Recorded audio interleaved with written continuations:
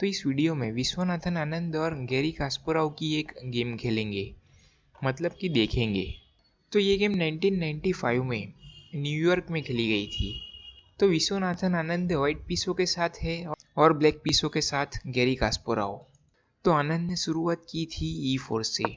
C5, knight to F3, D6, D4, C takes D4, knight takes D4, knight to F6, knight to C3, E6, Sicilian defense open neither variation, bishop to E2, E6 और castle किया आनंद ने, bishop to E7, A4, knight to C6, bishop to E3 और Gary Kasparov ने भी castle किया, F4, queen to C7, king to H1 और आनंद ने पहले ही अपने किंग को सेव कर लिया, रुक to E8, bishop to F3। यहाँ पर कुछ प्रेशर क्रिएट कर सकते हैं, लेकिन अभी इतना जल्दी नहीं हो पाएगा क्योंकि अभी तो गेम शुरू ही हुई है। Bishop to D7, knight to B3, knight to A5 और नाइट एक्सचेंज की ऑफर है, तो आनंद ने एक्सेप्ट किया नाइट को। क्वीन टू D3, रुक A टू D8, रुक F to D1, bishop to C6 और गैरी कास्परोव भी सेंटर पर प्रेशर बना रहे हैं।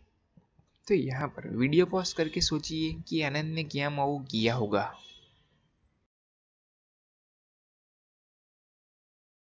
तो आनंद ने B4 करके कंटिन्यू किया और अपने पॉन को सेक्रीफाइस करने की कोशिश की। लेकिन अभी अगर यहाँ से गैरी कास्परोव अगर आनंद के जाल में फंसते हैं तो यहाँ से पहले तो रुक D2 B1 आएगा और आप देख सकते हैं कि क्वीन यहाँ पर फिर कहीं पर भी जा ही नहीं पाती।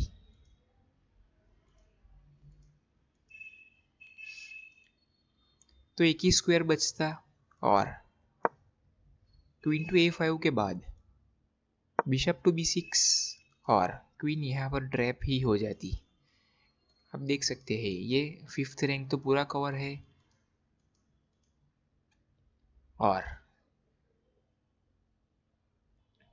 और फिर क्या गैरी कास्परोव को यहाँ से ही रिजाइन करना पड़ता। इसी वजह से गैरी कास्परोव ने इस पॉन को लिया ही नहीं था, तो वो भी बहुत माहिर खिलाड़ी है। तो गैरी कास्परोव ने तुरंत ही अपनी क्वीन को पीछे ले लिया।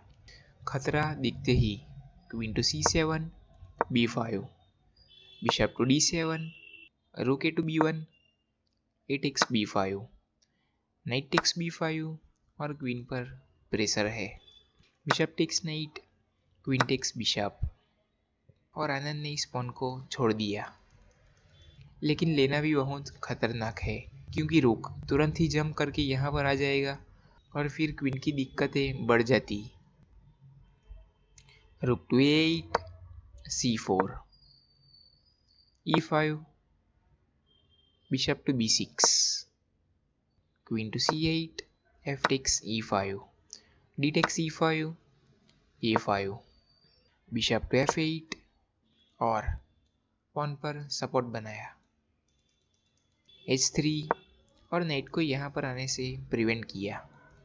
Queen to E6,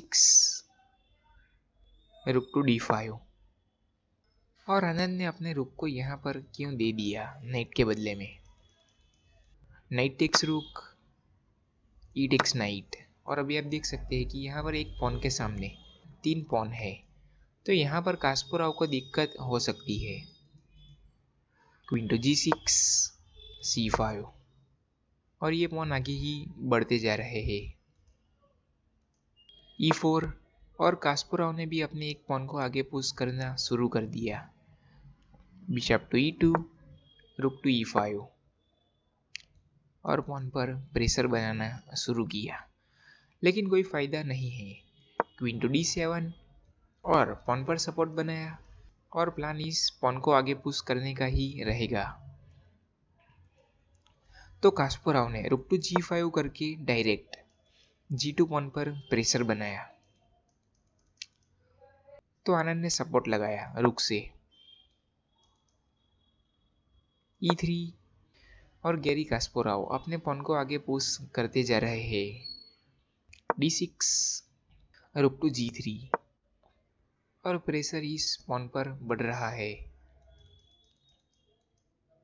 queen takes b7। आनंद ने पहले इस रुक पर प्रेशर बनाया और रुक के पास सिर्फ एक ही मूव है। और गैरी कास्पारोव ने क्वीन टू e6 किया और टारगेट इस पॉन पर ही नहीं, आनंद अगर इस रुक को लेते हैं तो ये एक जाल है। गैरी कास्पारोव अपने रुक को सेक्रीफाइस करके डायरेक्ट चेकमेट दे सकते हैं यहाँ से।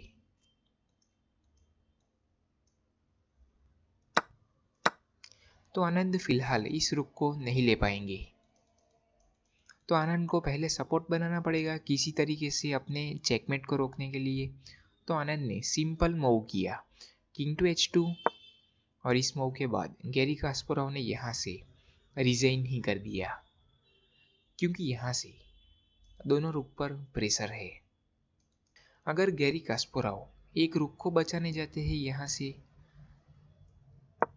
तो यहाँ से ये वाला रुक चला जाएगा और साथ में 3 पास पॉन खड़े हैं, तो इनको रोक पाना फिर मुश्किल हो जाता गैरी कास्पारोव के लिए। या फिर गैरी कास्पारोव अपने इस रुक को बचाते हैं तो भी यहाँ से d7 आ जाता और ये पॉन फिर इतना करीब पहुँच जाता कि इसको रोक पाना नामुमकिन हो जाता और रुक पर प्रेशर बनाता साथ में। और कास्पारोव यहाँ से रुक को आगे मूव करते हैं और फिर इस पॉन को प्रमोट नहीं कर सकते क्योंकि ये पॉन पिन हो जाता। लेकिन यहाँ से दूसरा पॉन भी है, तो दिक्कतें तो बढ़ ही जाती कास्पारोव की।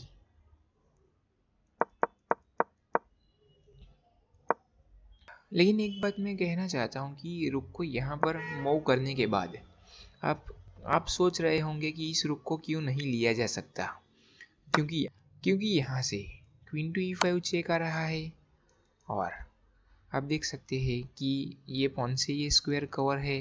तो फिर यहाँ से किंग टू f3 आता है, तो क्वीन टू f6 चेक और गेम यहाँ से ड्रॉ हो ही जाती। क्वीन टू e5 चेक और किंग को और आगे ले जाते हैं तो दिक्कतें बढ़ जाती। तो यहाँ से किंग को फिर यू मूव करने के बाद गेम ड्रॉ हो जाती। तो इस रुक को तो नहीं ले सकते, लेकिन यहाँ से इस पॉन को आगे पुश करके यहाँ पर दूसरे पॉन को पुश करके प्रेशर बनाया जा सकता था। तो इसी वजह से किंग टू h2 के बाद एक सिंपल मूव के बाद गैरी कास्पारोव ने यहाँ से रिजाइन ही कर दिया। और ऐसी ही गेम्स देखते रहने के लिए चैनल पर बने रहिए।